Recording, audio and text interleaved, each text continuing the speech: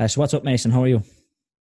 Yeah, very good. Thanks for having me on. Yeah, thanks a million for coming on. Really appreciate it.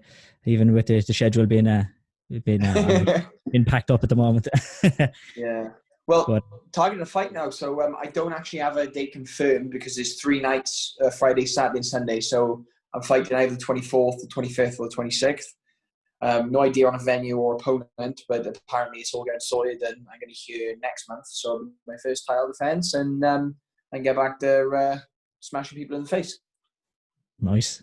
So where Always fun. where where are them fights? Where are they meant to take place? Like what venue? Is it on in England or? So nothing yet. So they haven't even announced. I think it will be. Wouldn't surprise me if it's Manchester where I defended last time, or if they get their own venue. They're keeping everything tight with their chest. So well, all I know is matchmakers. The matchmaker is meeting the manager of Cage Warriors, Graham, and they're doing that on the 1st of July. And then literally they're going to start sending out sort of the old verbal confirmations before they send the contracts. And then I think after that, as soon as they send the contracts, they'll be listed where the fights are. So Yeah, that's kind of class for Cage Warriors though. Like 3 shows in a row. That's must be a first for them. Like yeah, it's going to be wild. So obviously they did the Night of Champions. Now this time they're going to do 3 events, and they're on about doing 2 title fights per card. So do you mean 6 title fights over a weekend? It's going to be insane. Like 30 main card events. Um, there'll be 5 main cards on and 5 of the prelims. So it's 30 pro fights and 15 main events, 6 on title fights. So it's going to be a wild weekend if it all goes ahead.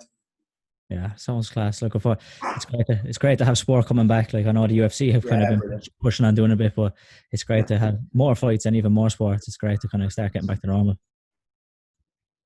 Yeah, 100%. Obviously, I was on the last show before lockdown sort of hit properly. I remember the Friday we fought, they just gone into lockdown, and then obviously the next day it started getting in heavy, and they increased sanctions on the Monday then. But it, it's been a weird time, do you know what I mean? Especially coming, obviously, you know the same in combat sports. It's just been, no one really knows what's been happening. No one sort of sure on what they should have done and what they couldn't with training. So it has been a weird few weeks.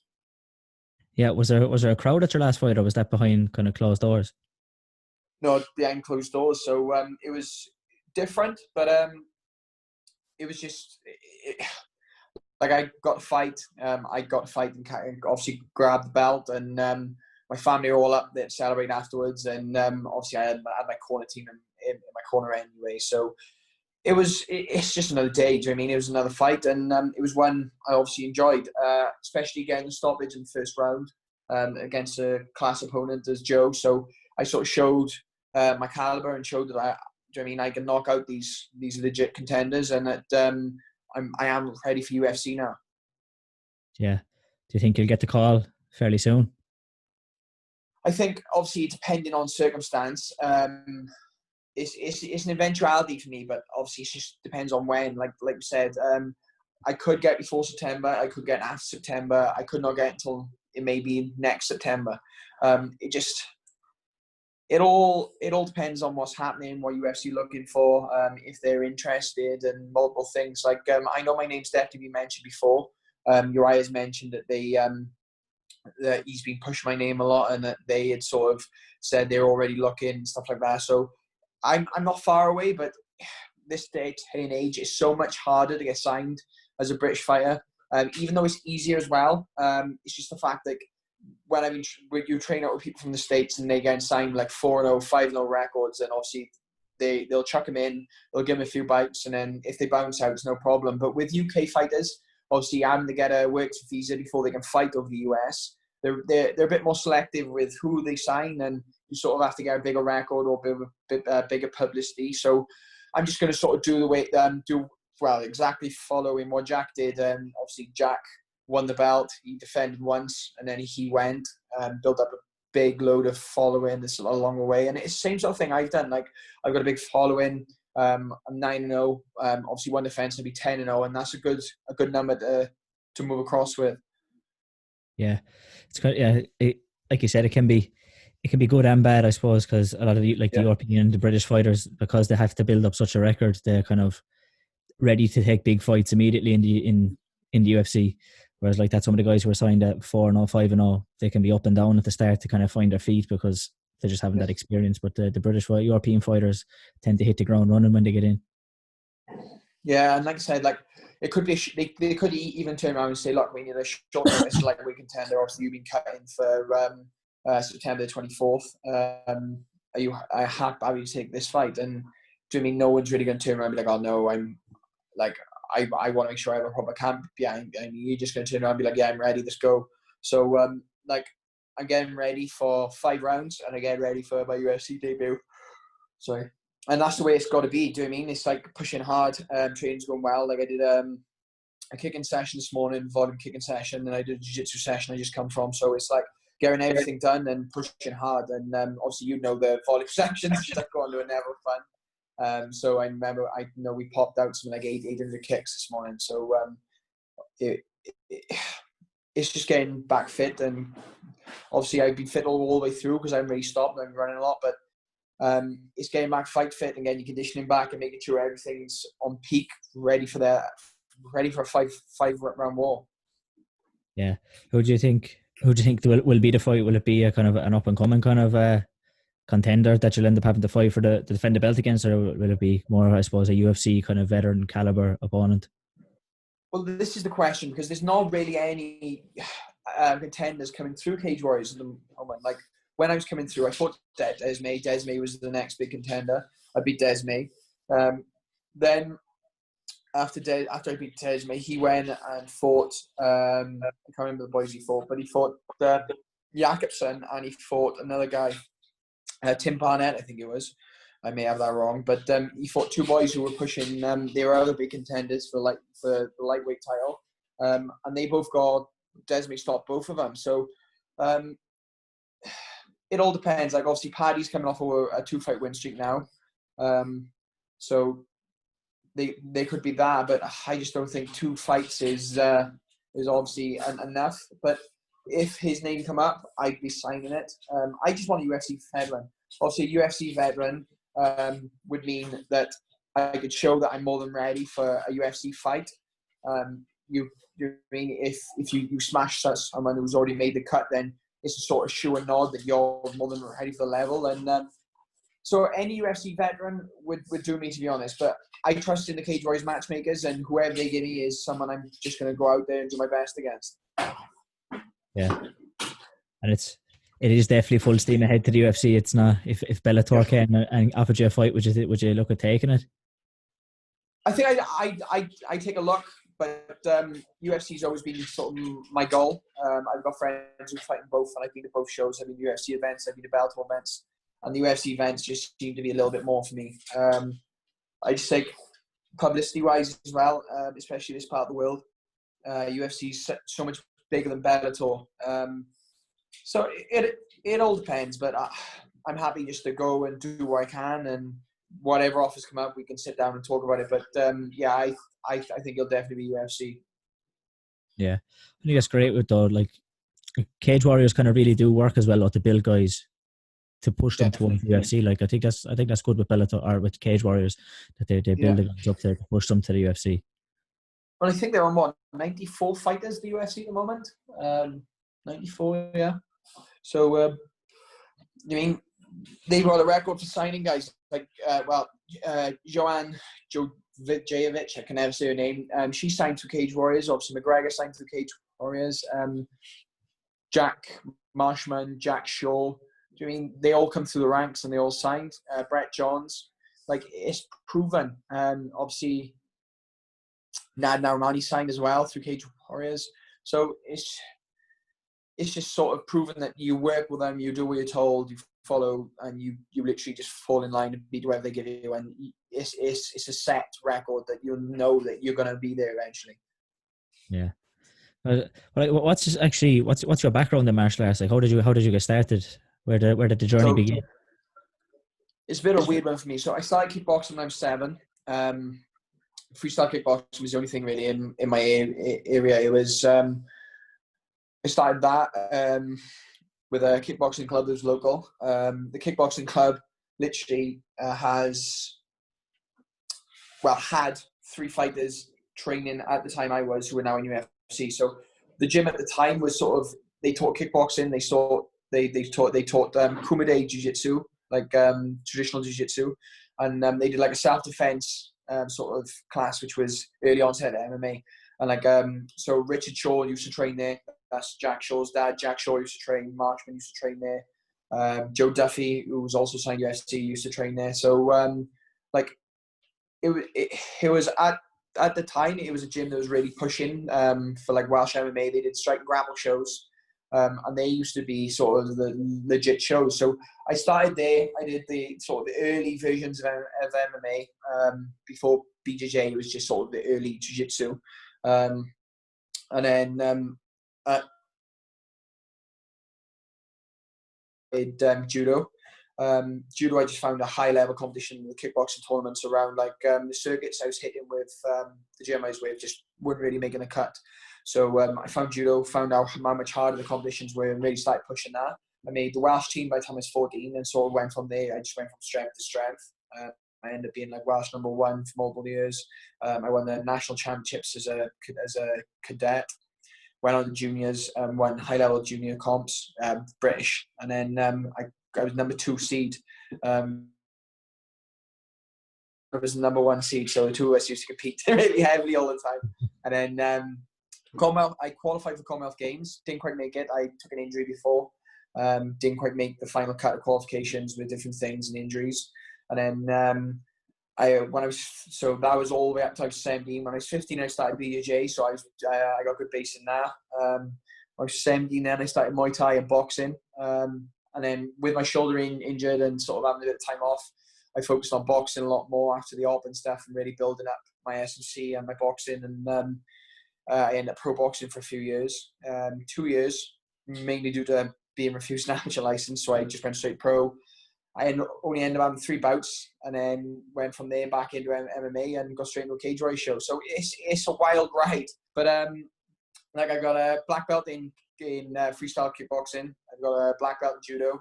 I got a black belt in BJJ. I got a decent Thai background. Well, as a show, like I've knocked a few boys out with some nasty elbows in. And my freestyle wrestling is legit. Like I keep up with and I would level a lot of guys who train out in Team Alpha Male. Obviously, a lot of the regular guys like the UFC levels are all crazy high levels, so it's brilliant training. But like I'm there. Do you know what I mean? I'm at the level for UFC. I just want to show that I'm better than the majority of guys who are in UFC. So it's just perfecting. And like since I was 20, I've been working with a Taekwondo coach, working on my kicking. There's no word in that. I think it's been like 7 years. I guess maybe 18 when I started. So I've really been trying to work on my kicking, just sort of everything I learned, sort of the kickboxing gym and the Thai gym I was training at, everything was really wide and really big. So it's just working that, making sure my chambers are clean, checking well, and just making sure everything is fast and lethal. So I've really been working hard, and my kicking is probably the thing that's behind everything else the most. So I've really been working on it, and eventually when that clicks and I start relaxing a bit more, I'm going to start knocking people out with my feet, and then I'll be doing the full legit package. Yeah, that's so mix of martial arts. Like was I've the covered my plan? base as well. Yeah, was the plan always like to come back to MMA, like, or were you just looking to just jump into anything, like just different forms of combat? No, the plan was always to go into MMA. The reason I sort of focused so heavily on judo at the time was because one, sort of UK wrestling at the time wasn't very strong, and two, like if I could get like a European medal or a world medal or a Commonwealth Games medal in judo, then I knew that sort of you've got something to carry over, so it's easy to get signed. Do you know what I mean? Like it was a gold medalist wrestler who transitioned pretty much straight into UFC. Did a couple of fights in cage warriors, I think. Marco Madsen. He was an Olympic gold medalist in wrestling. So he basically transferred straight across. And like that was sort of what I wanted to have, even though I didn't mind doing the work I have. Like it would be nice to have something else behind you. But it just didn't work out that way. But I have crazy good competition experience through the judo, and like the amount of matches we do. Like sometimes we go away and I compete on a Friday in the juniors and then a Saturday in the seniors, and you end up having like over the weekend probably about 20 matches. Do you know what I mean? So it was just one of them things where I got a decent fight experience. I filled my bases there anyway, so I'm experienced everywhere. I'm skilled everywhere, and there's no area of the game where I haven't got something. So like you clinch up me, I got a dangerous clinch game. You want to stay against the cage, I got a dangerous cage game. You want to box, I got a dangerous boxing game. You want a dirty box, I got a dangerous dirty boxing game. You want to kick, I kick better. You want to wrestle, I wrestle better. You want to do jiu-jitsu, do you know what I mean? Like I'm black belt, I'm a credible black belt, I'll sub you. So it's sort of making sure I've covered every area, and it doesn't really matter where the fight goes, I'll finish. Yeah. And like, you picked a good time. Well, I think you picked a good time as well to kind of perfect time. but even like that, to swap between the martial arts, like in your teenage years, where like it's the best time to be able to jump in and out and pick things up and develop in different areas. Like it can be, you've seen a lot of guys maybe like you say, you might specialize in one area, but then you have to go back and fill in the gaps, and that can be much harder than as you're kind of in your career and you're older. Whereas like you're at the perfect time to jump around and try everything. And it was just sort of like the way it worked out. So I was pro boxing. I had 3 pro boxing fights, and I had 6 bouts cancelled, different regions. So injuries, fighters booking other cards, obviously where they get paid more, shows cancelling, like whole shows being cut. So it was a nightmare run where I cut weight, I'd be ready to fight, and literally a week of the fight, I'm almost ready to make weight, and then they'd literally call up and be like, look, cards off. Or it'd be 2 weeks out and my opponent's pulled, or the opponent is taking a different fight. And it was just constantly setbacks all the way through. So I remember I went to see Richard Shaw. Obviously, he's coach of Clear Combat, who was running the Cage Warriors Wales Newport shows, Cage Warriors Wales. So I went to see him and said, look, I'm ready to go back into MMA now. And he said, yeah, no problem. We'll send you a contract. And it was easy as that. Like, I know some people sort of that they may take earlier fights, but I trained with Shaky before. He knew the level I was at. Like, he knew I was boxing just to get experience to go back into MMA, and he knew how credible I was. So it was just sort of I went and seen him. He said, yeah, no problem. He said, I'll make sure no one pulls out. I'll make sure you get a fight. And the Safe MMA sanctions had just gone in. It was the first card that was sanctioned by Safe MMA. So we'd had all the medical checks. So I got all them done. My first opponent failed his brain scan. And then my second opponent failed his eye test. So I ended up having to take a unified amateur bout. And I fought David Adonis in Newport. And I subbed him in, I believe, first round in 4 minutes with a come on. So just I had a bit of experience. Chased around the cage a little bit. He ran. I took him down and subbed him. And that was the end of that. Yeah. But then what was the kind of problem with the not being able to get an amateur boxing license? Well, why was that? Well, this was the thing. So there'd been a bit of problem with Wales, with the amateurs boxing. Sort of, they had allowed some boys to fight who had MMA records, and they amateur boxed and fought in the Welsh novices and cleaned up. So rather than sort of just obviously improve a simple stipulation, they literally turned around and said anyone who wants to amateur box, who's got a sort of different background, has to take a ban. So I sort of went through the phase trying to get an amateur thing, and they're like, look, if you try to apply, they're going to give you a 2-year ban before you can even box. So it's like, well, like, why? Like, what's the point in that? So we just went straight pro. I went up, my boxing coach said, look, just go straight pro, we'll work it out. So, because I had decent striking anyway, I'd been boxing for a few years. I think I did like 4 years boxing. I was happy to put time in. So in the end, I was training 5 days a week boxing, twice a day. And then I was working my S&C sessions, everything else. And training then Friday, Saturday, Sunday over the weekends, I was training my jiu-jitsu, my wrestling, and sort of that took a bit of a back seat while I focused on my boxing. I remember just as I was waiting for my application to go through, it was a bit of a delay on waiting through it, and I'd go back and forth. So I ended up waiting 4 months for my application to go through. So while I was waiting, I went to Brazil and did a BJJ training camp out there, some Thai boxing out there, just while I was waiting, and worked my boxing not there. And then I come back. We had my boxing license come through, and then I went back to 5 days a week boxing, and really just hammered out the last bits of it. And I was more than ready to fight then. So I showed. Do you mean I didn't stop any of the boys I boxed, but like they were close. Like if I had the experience I had now, I definitely would have stopped them. So it was brilliant learning experience all around, and like I fought some incredible guys. So yeah, my boxing career was definitely worth it, and even sparring now. So like my last fight leading up to it, I was sparring Jamie Cox, who I can't remember the guy's record, but he was on an undefeated streak, and he fought George Groves for the world title. George Groves beat him, and then he lost another fight, and then he's coming back off. He had a win, and then he had a bit of time out. So like, he's a dangerous guy. He's a world championship contender, and me and him had some dangerous spars. And it's definitely like as soon as the boxing is all back open, they're back to normal, I'll be back to this sparring with them. So it's just getting back to it and getting fit and ticking off my tick sheet and knocking out, crossing the T's and dotting the I's and getting back ready to fight. It's just that. Like I don't ever stop. I don't like to take time out. I remember after the Corona stuff, I had 2 weeks off and then nearly tore my hair out. I got that bored. So it was just get back to it, get back fit. I didn't have any injuries, so push and get ready for another fight. Yeah. And then was the fact that you didn't have much of an amateur MMA career, was that down to the fact you had pro boxing fights, or was it just the opportunity presented itself to go straight to pro in MMA? So it didn't actually say on my record, but I had 3 amateur fights when I was 14. I fought on the early strike and gravel cards. They were. I fought.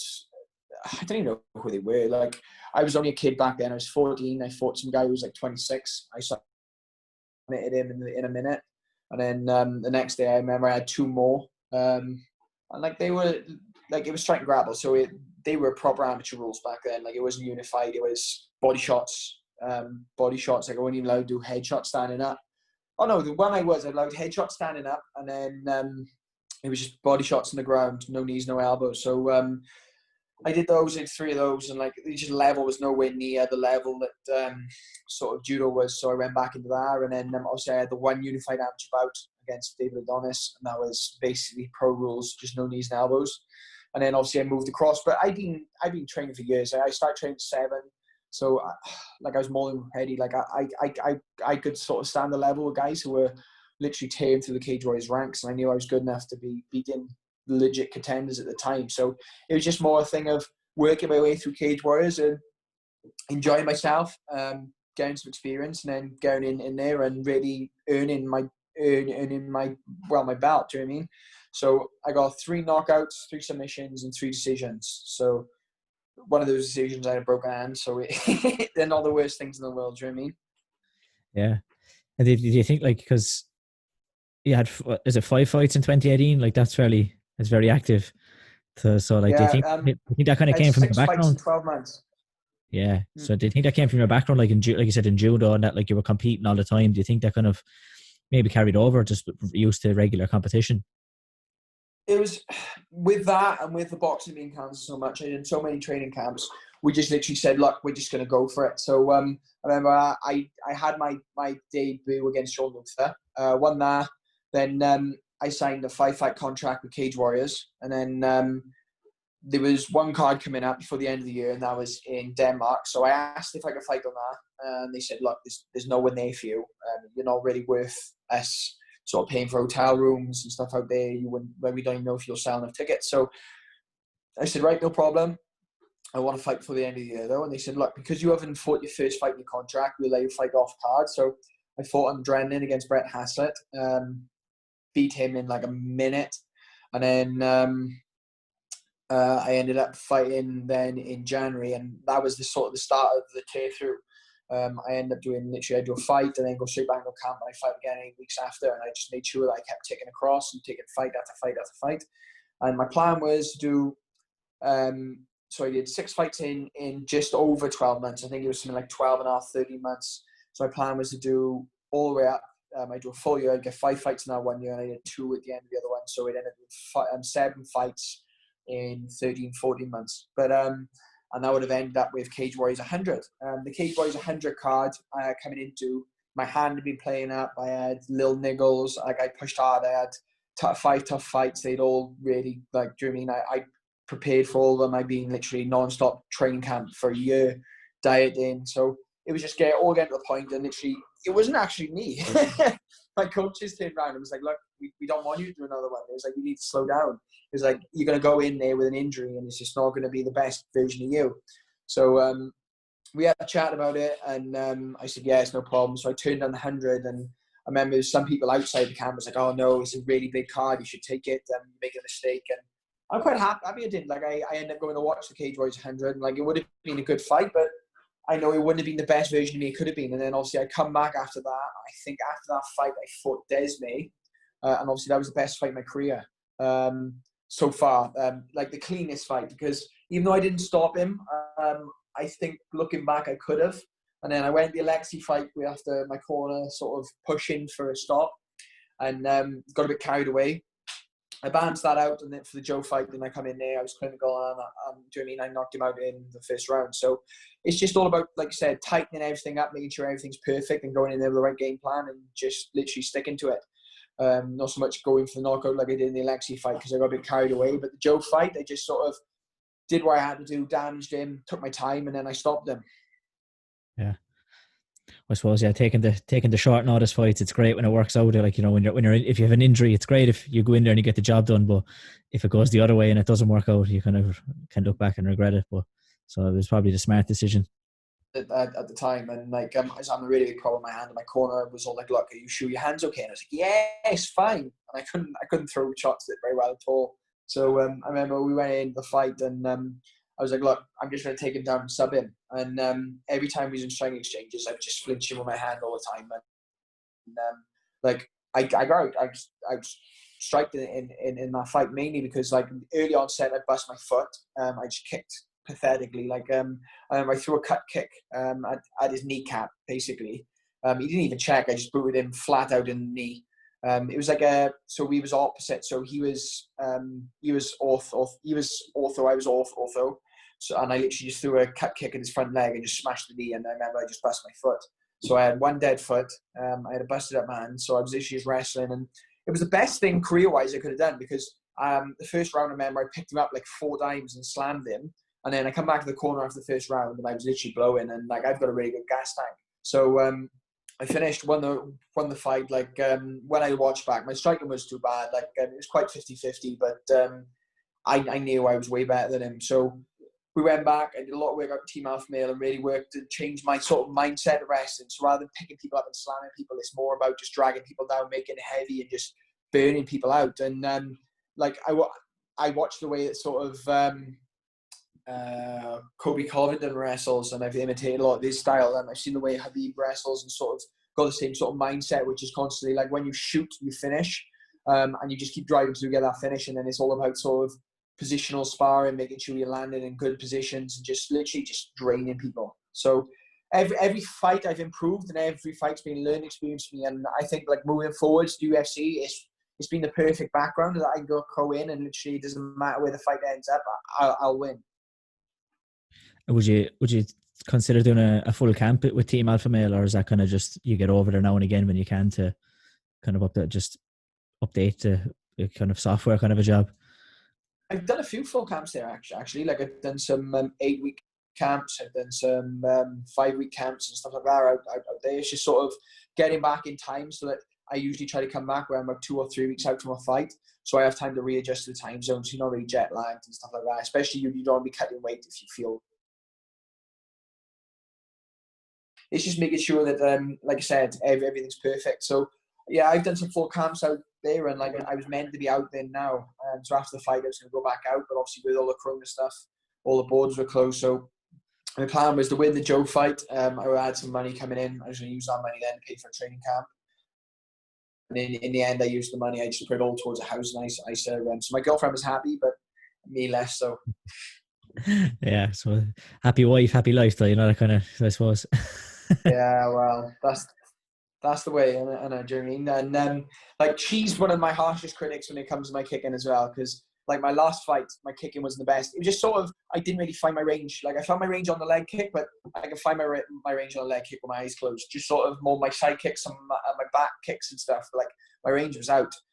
Sorry, not my back kick, my reverse sides. But I come back after the fight and she was like, the spin hook kick you did was terrible. I was like, I was meant to be a reverse side kick. And she was like, you ever throw anything as embarrassing as you can? She was like, and I'm not coming to watch you fight. I was like, all right, yeah, no worries. I go back and work on it. But like I like being critiqued. Like this is the thing. Like my coaches all, as soon as the fight's done, they we all watch the fight back individually and we all write notes out. And then we have a meeting. We sit down. We go through everyone's notes and we're like, look, well, we need to improve this position. We need to improve this here. Like Carl, you need to do this. Gift was like, oh, I'll work on this, and they all know what we need to target in our next training camp. So say I get off-season or off-peaking training, so I get to train without training for a fight. I get to work on things, get to work on certain techniques and really nail them all what we're doing. And then we know that they need to keep an eye out. So like one of my fights, I realized that I was squaring a little bit too much. So we really worked on my footwork and making sure my balance was right and really worked on resetting a lot more. Carl noticed that when I was kicking a lot, I was kicking, and after I was sort of aiming to connect, I was really keeping my leg locked out and retracting my leg, so it was like a lot longer and it was quite slow to bring things back. So I've really been working on sort of coiling my leg back in and making sure my chambers are tight, and it's just sort of, it's always been a process of improvement every single time. And when you sit down and make those notes, do you find that you often come back with the same things written down? No, not so much. So there's usually something new. Like sometimes there's sort of like, I remember for a few fights, it was like, look, you need to keep your hands a little bit higher. And we were like drilling it. As soon as I get into fight, I sort of bring my hands a bit lower and get a bit cool, but get a bit sort of carried away. And then after one of the fights, I remember they adjusted my balance and they wanted me to work on more of my balance, so bringing my weight over my back leg more. And as soon as I did, my hands stayed up. It was just more so because I was pushing my weight on my front leg all the time. I was low on my front leg. My hands were going low. Whereas my weight's on my back leg and my balance is a little bit tipped, my hands are higher and everything's cleaner. And then it's just something is always new. Like I remember the one fight, I threw a couple of front kicks and it was just the wrong range and I got counted a few times. So it was like, look, why don't we try adjusting it a little bit, turn the foot. So it's not quite a side kick, but it's sort of mixed between a front kick and a side kick. And I was really using that chambered leg a lot more. And then like I can adjust it. So I'm either going to kick a front, I'm going to change a snap, or I'm going to change it to a side. And it just gives me a bit more variety, especially when I start mixing in my oblique kicks, like the side kicks to the kneecaps, and then my right turn to the ankle or the turn to the top of the leg. And then it's just sort of, you're building your game every single time. It's like, well, why don't we try doing this? And then I'll try it. It's like, oh, it's not for me. And we're like, look, we got a problem there, so we need to fill it. So there's always something. Like the Alexi fight, I spent 2 rounds on Alexi's back and I didn't sub him.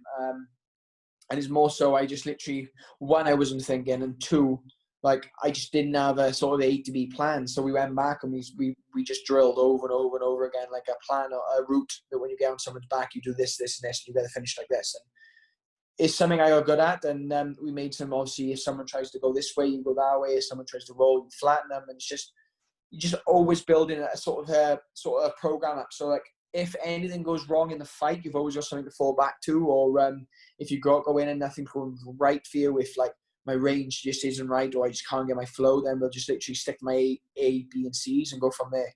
And it's something my judo coach is always big at, where like we compete professionally. Like you always had your plan, so that if anything goes wrong, you always got your core style to go back to. So like me and my girlfriend talk about this a lot because she was always a good, she used to stab with her side a lot. So like no matter what happened, whether she was getting cut, kicked, or counted, like she'd know that her coach would always be like, get on your balls, your feet, and just stab. Just stab, stab, stab, stab, stab. And then if you can, you got the reverse, or you've got literally, you can cut, kick underneath, and you go from there, do you know what I mean? But as long as, like, no matter what happens, whether you're getting outstyled or not, if you just stick to your basics and you keep chipping away, eventually you'll find a chink and you'll go from there. And it's something like we've always lived by. So even if, obviously with the Desme fight, I stuck, because I knew how dangerous he was, I knew he was strong everywhere, I literally just stuck to my program perfectly, my game plan, and I literally implicated the plan to the core. So I remember I dropped him a couple of times, and rather than follow up or rush in, I stayed back, kept distance, and just sort of called him back to his feet and went back to him. Like I dropped him with 2 side kicks. I hit him with a reverse side kick more. I throw like a reverse side kick like a back kick, so I don't quite turn my foot like a donkey kick. I throw it like a reverse side. So I threw like a couple of jump spins like that. I caught him with a couple of those, and I remember I dropped him with a right hander once. and it was just literally just adding up on points. And I thought, if I can finish him, I will, but I'm not going to go rushing in. And we had a meeting afterwards, and I remember my dad and one of my coaches brought up, he was like, look, you dropped him a few times, you should have really followed up and really put the pressure on him. So like, yeah. And then he fought against Jakobsen, and Jakobsen caught him with a big shot. And he went running in, and Desmond put his back against the cage to a big overhand right, knocked him out cold. And like I'm not saying he would have knocked me out, but it's not worth taking these risks with a clean slate and just outschool someone than it is to go in there a bit all gun show and you just get stopped. Do you know what I mean? Yeah. What do you think of people's other people, like even your opponent's level of kicking in MMA? I often find watching, because coming from the background Poor. that I do, yeah, I would think I'd say your girlfriend probably even is there watching other people kicking and thinking like, what was that? Because I find like the kicking, it's a lot of MMA fighters is poor, considering just what I'm used to seeing, given my own background and that, it's So something embarrassing. I used to think my kicking was good. Like I used to have a decent what I thought was a back kick turn out to be a reverse side kick. I had a decent turn, but it was just really Thai styley. So it was really big, it was really wide, and it was just sort of like chop the legs. And I started working with Carl, and he had me kicking stuff. And every time he was kicking, he said, "No, you need to do it like this." And I was like, "But I'm doing that." And he's like, "No, you're really not." and like it was just it's just a working process and progress. And then like you look back and you're like, shit, look how wide my legs were, look how wide my knees were. Like you literally could have, like sometimes I remember I was going forwards, my elbows are wide in my old fights and throwing kicks really wide. I'm just thinking against anyone legit, they're either just going to stab me in half or they're just going to literally just cut right underneath and, do you know what I mean, cut right under the ribs. So it's like body positioning is massive, kicking is massive, and like just being like using the right kicks at the right times and like how quick they kick is just something different. So Taekwondo, I think, is the most underrated style for MMA. Like it's not a core style. Like it's not something I think you can go in. Like if you have a good Taekwondo background, I don't think it's something you can just go in there. Whereas like sometimes if you've got a really good wrestling background, you go in and win fights with nothing but wrestling. Like I don't really believe that. I think like, but as a supplementary art, I think it is one of the best. Like it's so underrated, but like the Desmond fight I won by out kicking the guy. The Joe fight I won by out kicking the guy. Just because I literally smashed his front leg before I caught him with anything else, and I stopped him moving, and then I smashed him. And like a lot of people think that's my Thai background, but like the low angle kicks was one of the first things he picked up by my Taekwondo coach. He was like, "Look, we're going to start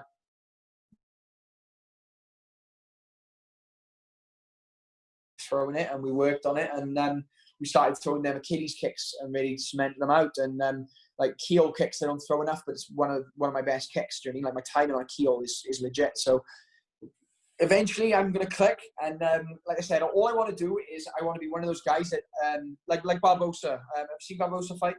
yeah, of course. Lightweight Barbosa. Yeah. The spin hot kick. Do you know what I mean? Like his spin hot kick is literally legit. Like as I want to be one of those guys where even a Taekwondo fighter can look at my kicking and think, shit, that guy's got good kicking. Like that is my goal. I want to be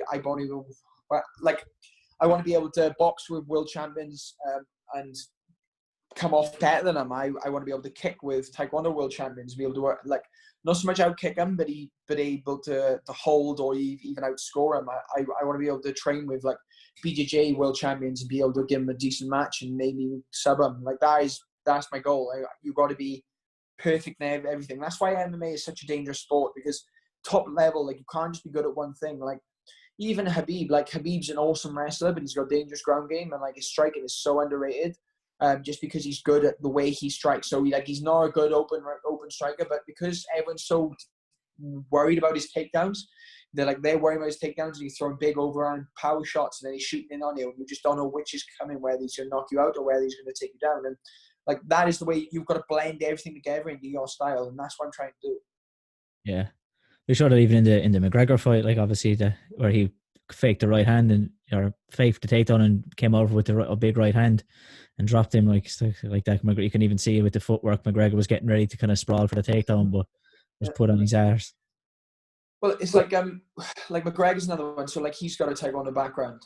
Like if you look at his fight against Cowboy, like Cowboy hit him with a head kick, which he blocked clean, and then he came back with his own kick, and it's just so much cleaner, so much quicker, and literally just flicked him straight in the neck. And it's just like the clean chambers. You sort of, rather than these wide sweeping power kicks, you just it's like a rapier, do you know what I mean? It's really, it's to the point, it's swift, and it's just, you just tap people and they go to sleep, and that's what you want to do, do you know what I mean? You don't want something slow and swinging like a bat. You want to literally just be clean and quick. Yeah, more so that kind of, that kind of whip up, boom, and pull it back kind of a job. And then, Snap, yeah. yeah. And then so obviously it's much harder than to catch that and get taken down as well if you're whipping it back as well. Well, that was another problem I had. So in sort of, it wasn't so much my fights. I didn't get too much. I had in, I fought a karate guy in Casper Formella, and he caught one of my kicks. But I'm quite glad my kicking was a bit slow, to be honest, because like he caught me with a body shot, and I remember I was just literally, my lungs locked up, and I was like, look, I'm struggling here. So I shot in, had a bit of exchange, and I spun around his back, and he turned around. He was really putting the pressure on. I remember I threw like a 2-punch with a head kick follow, and the head kick he caught, and that is the reason I didn't get stopped in that fight, because I remember my lungs are closing up, and I was thinking, look, I'm struggling here. If he starts putting the pressure on, it really starts working my body. Like there's only so much you can do when you're holding your breath. And I remember I held my breath for about 40 seconds. We literally just, my lungs were froze, and I threw a head kick. He caught it, and as he stepped in, he sort of threw a big right hand and he followed me down to the ground. And as soon as he followed me down, I literally just reset, took my time, like a good jiu-jitsu, and like I didn't even need to breathe. I was just sort of trying to regain my breath. I hit side to side, threw some downward elbows. As soon as I was ready, I worked my way back to my feet, and then I put the pressure on him. And I remember he started off a switch knee to the ribs, and I had him back, and then I didn't give him the opportunity, do you know what I mean? So as soon as I had him winded on the cage, I put him away. And like some people call that a comeback fight, but to me, it was just sort of like he caught me with a big kick, but he didn't follow up on it. So obviously he could have, but he didn't. So it's just the way things go from sometimes. And it was, again, another massive learning experience for me. Yeah. So you eventually got already about the weight cuts and stuff. Would you be somebody who cuts a lot of weight? I cut a lot of weight, yeah. So doing isolation, I went to 83.5 kilos. I normally sit around 81 and back down to 81 now. So I cut about 11 kilos to make weight. So nothing massive, but more than enough. Do you know what I mean? Like I remember the Joe fight, I made 155 on the dot on the test scales before. And then after I weighed in, I fought at 80 kilos dead. So I put 10 kilos on back over in 36 hours before I fought. Yeah, so rough going. Is it all? Are you taking off all water, or are you dieting down a bit beforehand, or? I diet down to over 79, and then I end up doing, by the time you empty your stomach, do you mean like, obviously by the time you do the water load, you haven't eaten any solids and they've all been cleaned out. I normally come down, when I start my water cut, I'm normally about 76 and a bit. So I cut about 6.5 keys in water, which is perfect. Do you mean like I don't want to be doing more than 10%? So 6 kilo is a lot. And do you tend especially to when you hit in championship weight? Yeah, would you tend to use the sauna or the sauna or a hot bath? Which one would you So I don't cut 10 kilos water. I do 6. So by the time I empty out and stuff, like I come into water loading week at 79. By the time I empty out and stuff like that, so I stop my solids and stuff, and then I water load. And by the time I start dehydrating, I end up coming down to about 76 before I start dehydrating. And then I do 6.5 kilos in the bath to get down to 70.5, 70.4, or 70.2 of the championship. So I do about 6.5 kilos, in baths. I don't touch saunas. I just find sort of saunas take from the skin level and they work in, whereas baths work from the skin level and they work in. So like your organs are the last thing to go out, whereas I find saunas, I end up dehydrating from my organs first. So I cramp a lot more off saunas. I find it's harder to hydrate, and it's just sort of one of those things you want to maximize. So for me, baths, I sort of recover better. Yeah. I nearly tend to prefer the sauna. I think I've only done the bath once, and it was all right. I suppose that the struggle, I suppose, with the bath is making sure it keeps the temperature, which you kind of, I suppose, nearly don't have so much of a problem with the sauna. But which I suppose is kind of whichever each person to what they prefer, I suppose, really, isn't it? Yeah. To what gets it off. Yeah, and it's like there's a lot more science to it now as well. So like obviously before I get into water cuts, it's like making sure that like my salt load is perfect. So like you load up before and then you start cutting down like 2 weeks before. So you're ready to move. You're producing enough hormone to get rid of the water. Like how many carbs I'm eating is all measured to make sure that I don't hold water. And then I think there's 2 routes we take, like root in tablet form. I think it's they're just to make you piss more than anything. I think maybe dandelion and something else. Just make Yeah. sure that you're pissing a lot more and losing Kind of out water. And then like natural diuretic, I think, isn't when it? yeah, natural diuretics. I remember when we started, it was just sort of like you'd fill the bath up as hot as you could stand it and get in, and then like now, like it's only got to be, I think it's got to be 40 degrees in the bath so or something like that. So it's not too hot at all. It's just nice you sitting there and the weight comes off. But we do them on. So I start Thursday night. I'll start water. So if Sarah weigh in on Friday, I'll start Thursday night, and then I'll do the rest on Friday morning before 1 o'clock weigh in. And then obviously with USC they weigh in 9 a.m. So that just means you get up at 5 a.m. and start cutting weight. Yeah, it's tough, like, isn't it? Going to bed with that kind of, you're starting to get into that dry mouth, and it's tough, like, to try and get sleep or anything like that. You nearly find you nearly don't sleep. Yeah, and like another thing we do is like a lot of people sleep with their bedroom warm. Like they'll cut water in a sauna or a bath, and then they'll sleep in the heat then, and then try and lose water the next day. So I don't do it that way. I'll do the baths on the Thursday night, and then after we go hot, have cold shower to seal yourself in to stop you sweating, and then we literally ice the room. Like the room has a freezing cold then. So normally I'll do the water baths in my coach's room, and we'll heat it right up.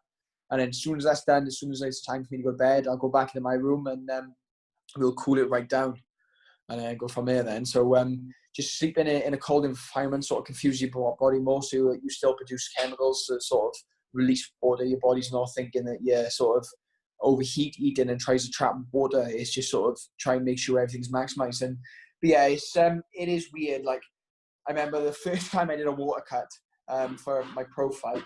I ended up like messing up severely, and I remember I was mad dehydrated. Like I just come off too fast. I was just hallucinating. And I remember I was laid in bed. I slept like 3 hours. I was hallucinating. I felt terrible. I remember we made weight and we come back, and like I slept for ages before the night.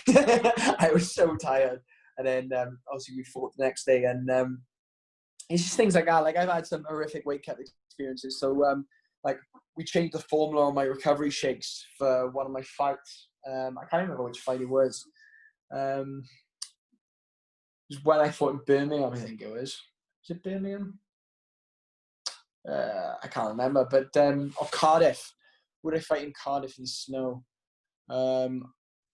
Again, but I fought, and I remember we was coming back from weigh-ins, and I was literally I had my first recovery shake, and I remember I just projectile vomited all in the car everywhere, like spewed everywhere, and all of my dad's new Range Rover Sport, I spewed everywhere. And then we got out, cleaned up, and then he was like, "What was that about?" I said, "I don't know. I must be driving." So he's like, "Oh, are you sure it's not your shakes?" I was like, "No."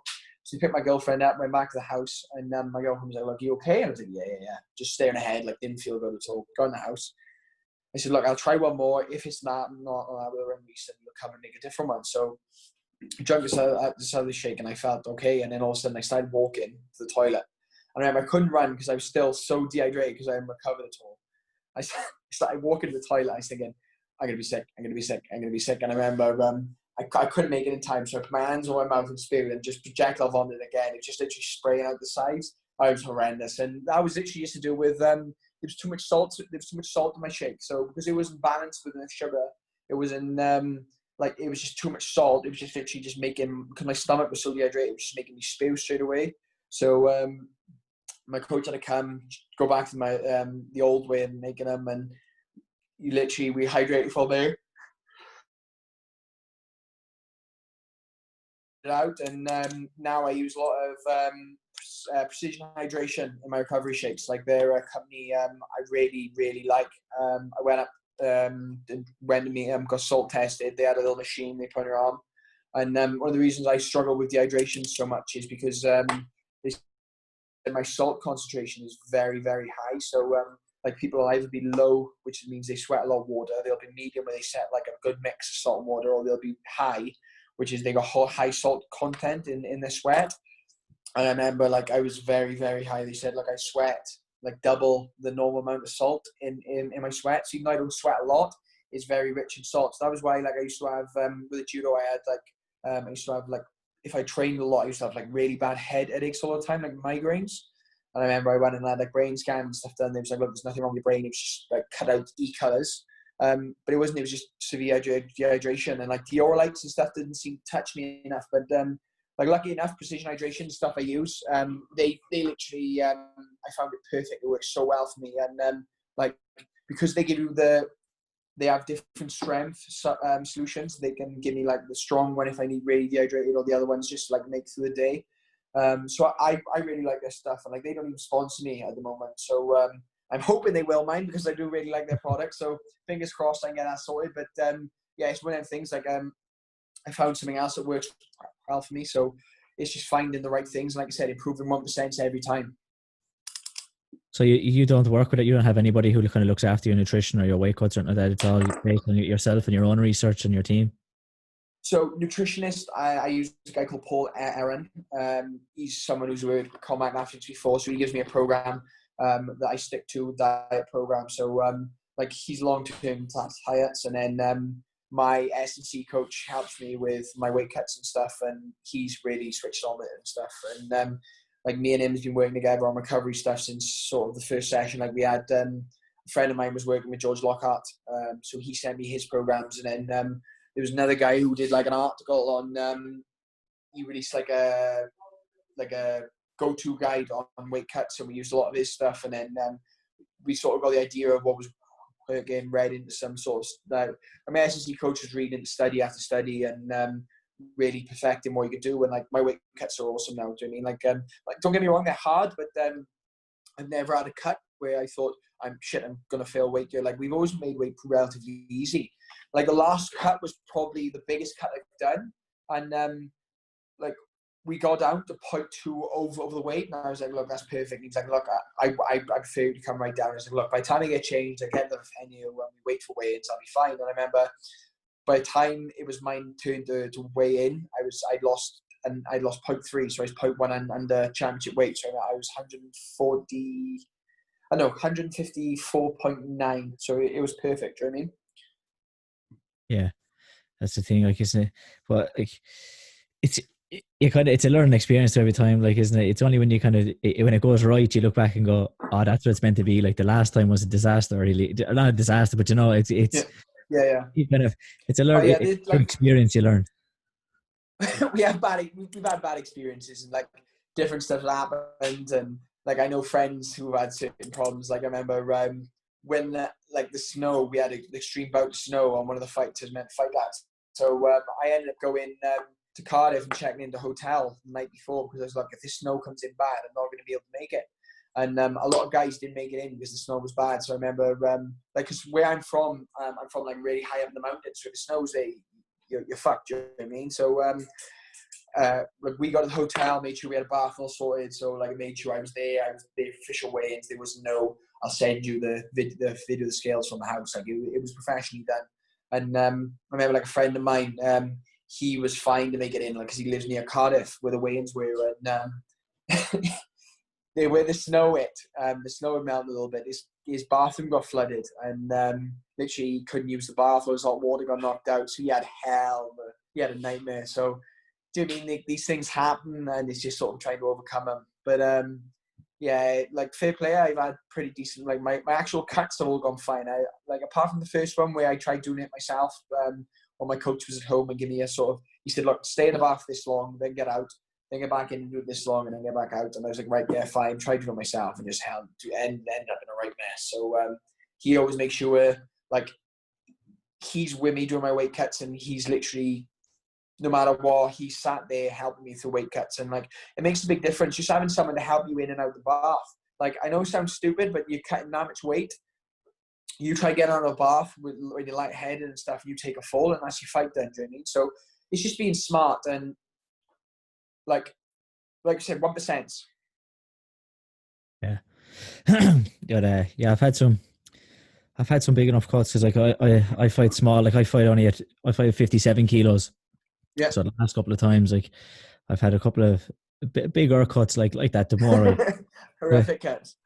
but the more like, yeah, but see, the thing is like, the more I've put research into it, and like I'm like that, reading a lot of studies and reading a lot of guys who would be Yeah, like high up in it, and it's like I've yeah, done, the cuts have got bigger, but I've also get better at them because the knowledge yeah, is there. definitely.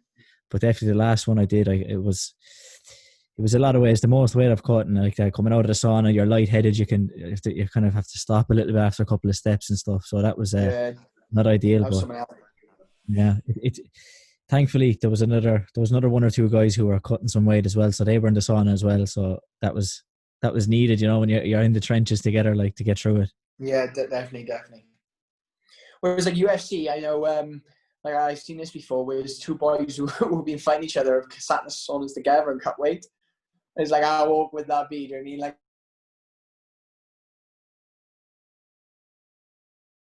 I wouldn't be sat in the sauna with someone fighting cutting weight. Especially, it's not so much preset matches. I know you sort of turn up the day and then they match you on the day. As much as I know from the TAGB guys and stuff, so it's not so much for pickle, but you don't really want to be sat there with someone you're fighting the next day or you've been training for 8 weeks. And he's sitting next to him in the sauna and they're both sweating it out, and you're both must be just thinking, oh shit, they just want to get this done so I can punch this guy in the face.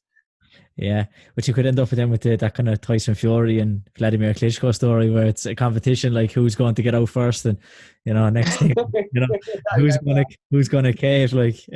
Yeah. So Like these guys who stay in for like 30, 35 minutes, I don't know how you do it. Like I stay in the bath for 15, 20 minutes, no problem. But you try to keep me in the sauna, I'll have a breakdown. You know what I mean? I hate the things. yeah, I find you have to take off a good chunk at the start, because that's when you can handle it the most. Um, Yeah. so I feel like that's going to be the longer you can stay in at the very start, the better. And then after that, then obviously it's it's much more of a grind. That you have to try and stick, I suppose, to your 20 minutes kind of slots. Yeah. Yeah, 100%, mate. And that's the same with the baths. Like we'll do a set amount of times. So normally we wait till we start sweating, and as soon as you start sweating, then we time it from there. So like we'll do like 15 minutes, then literally we'll wrap in towels and blankets when you get out, and you literally stay in the towels until you stop sweating. And like I've lost like 4 kilos in one bath, like 3 kilos in one bath before and stuff like that, and it's like it's flown off. And other times then I've gone in the bath and I've lost like we've been in the bath 15 minutes or 20 minutes, and then we've been in towels for like 30, and I come out and I've lost like 0.4. It's like, oh fuck. So it's just the way it goes sometimes, but you know what I mean? It's just part of the process. Yeah. So then, like, if I kind of, what would a fight camp training schedule look like? Because obviously things have been a bit thrown off now. But if you were in fight camp, what would a training schedule look like in terms of like how many strength and conditioning sessions to your MMA sessions, all that? So a normal fight camp would be 3 S&C sessions, 3 runs. I do a lot of long distance running, so I do all morning runs on a treadmill as well. So I normally end at the knockout at like I do an 8.5K in about 45 minutes. So it's nothing fast, just nice steady pace, especially on a treadmill, and just get it done. I end up doing 2, 3 kicking sessions, taekwondo, 1 Thai session, 5 boxing sessions, and then I don't know how much jiu-jitsu and wrestling sessions. So it's weird. So like a Tuesday's a perfect example for it. So I wake up, go straight to the gym. So I normally wake up at 7. The gym's 15. 7. The gym's 15 minutes away. So I get up, go straight to the gym, get there for 7, kick for an hour, do a kicking session, then go straight. Jump in the ring and do 30 minutes of pads. And my pad coach is straight off because I'm warm from kicking, so I'll do 30 minutes of straight off pads. Then go upstairs, get changed, put my running trainers on, and run for an hour. And that's my morning session. And then I'll go from there, go my breakfast and stuff, and then I'll go back and I'll do light jiu-jitsu, so just running through some techniques and drilling stuff, and just like really, really low calorie stuff. And then I'll go home, have a sleep, have some food, and then go to like either the Thai session at night or a jiu-jitsu session wherever's there. And then most of the time I just run a bit of technique or sparring depending on what's going on. And it's just trying to make sure everything's included. So like I'm really big of pushing them where I do like a kicking session, a pad session, or a running session all in one. So like I'm only doing 2.5 hours instead of splitting them all through the day. I get 2.5 hour blast done. I go home, I can have some food, relax a bit, and then go do a light session, then go home and sleep before doing a hard session of the night. So, sorry, this is Right. being back in camp. I'm yawning all the Yeah.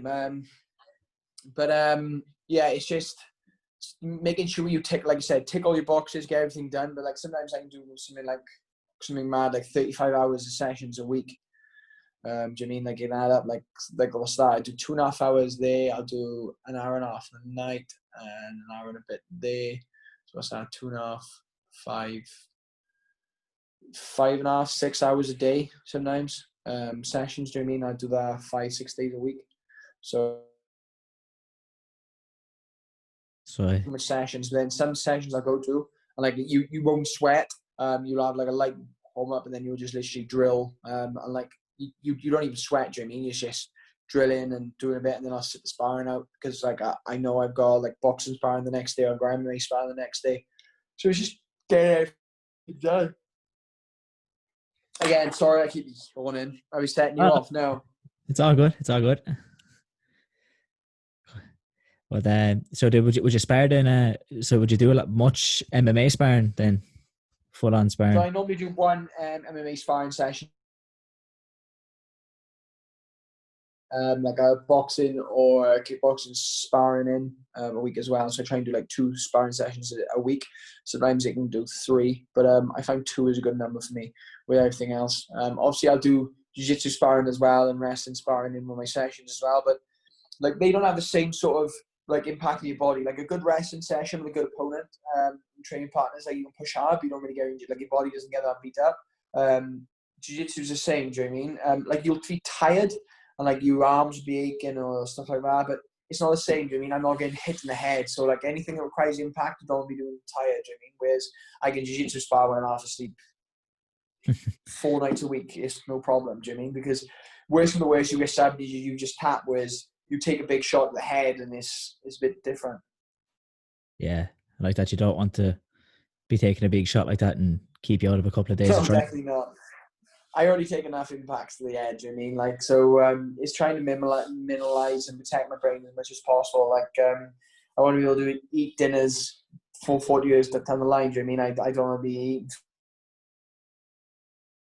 slurring even more than I do now. So it's just making sure like I'm prolonging my career as much as possible and protecting my brain as much as possible, because like looking at UFC now, you know, eventually like somewhere along the line you're going to get into a war, and like when you find those guys in the top 10, top 20, like they're guys you're going to have to kill, and they're just guys you're going to be able to go out and just knock out. They're guys you're going to have to get into an absolute battle with, and sometimes it's 25 minutes of non-stop just destroying each other. So the more I protect my brain now, the better it's going to be.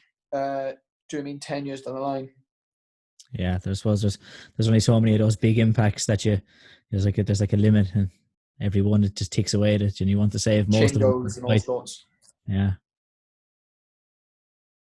So like, I suppose Nelly, just before we finish up, if you had to, it's a question I kind of ask most people: is if you had to pick a favorite fighter to watch, who would you pick? Oh God. See, I like a mix of fighters, so we'll do different sports. Yeah, go on, list them off. Boxing, I love watching Vasyl Lomachenko.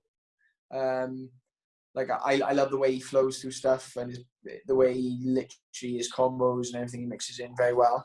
Kicking sport, I'm a massive fan of Michael Venom Page is one. I like his kickboxing. Who was the other one? There's another guy. He fights MMA as well now. Who's the guy who fights in Bellator and he threw the spinning hook kick? It was like it might have been like a 360 or 460. Raymond Daniels. After it, Raymond Daniels is another one I really like. MMA then, obviously Habib's wrestling is legit. I like Poirier's striking. Israel Adesanya's got some crazy good skills. John Jones, do you mean John? Who doesn't like John Jones? GSP all the way through was someone I liked. Do you mean like there's loads? Ken Shamrock, Chuck Liddell. I remember back in the day when Chuck Liddell used to bang everyone out. Anderson Silva. Rose Namajunas I like. JJ. Shevchenko got probably the best kicking skills in UFC at the moment. She's an animal. She's an animal. I think Shevchenko could beat her mind. Like, there's loads of fighters, and I can't really ever nail one down. John Jones was always my favourite fighter when I was of this generation, when I was a bit younger. So when I was thinking of going back into MMA before he started popping all the time, John Jones was my favourite fighter to watch. And now I think he's a little bit down. I think he's on the outskirts coming back, but I'll go with John Jones then. Let's say John Jones. Yeah, good pick. Good pick. If you had to pick a favourite fight to watch, what would be your favourite fight of all time? Oh, God. Is Lawler versus Rory McDonald. Yeah. Like, do you know what I mean? Like, the Lawler broke Robbie. Lawler broke Robbie's nose in I don't know how many different places. Not Robbie's nose, Rory's nose. And Rory all tore Lawler's lip off. Like, they literally just stood and traded for like the entire fight. And it was such an exciting fight to watch. Yeah. UFC 189. That was an unbelievable card alone as well. That was only the co-main event. The fact you remember that number, that has shocked me. That is legit fan skills. That is, to be fair. You remember the card name, like, fair play. So what's your favorite fight? Because I can tell you're a big fan as well. My favorite MMA fight, I think it's probably Dan Henderson and Shogun Rua, the first one. Oh, yes, definitely. If I was to pick a boxing fight, I'd probably pick Eric Morales and Marco Antonio Barrera, the first one. Don't think I've seen that one, actually. I think I'll have to go back and watch that. Yeah, that was a war. Yeah, decision was maybe a little bit controversial, but that's boxing. Unbelievable fight though. That's boxing. They'd be my favorite.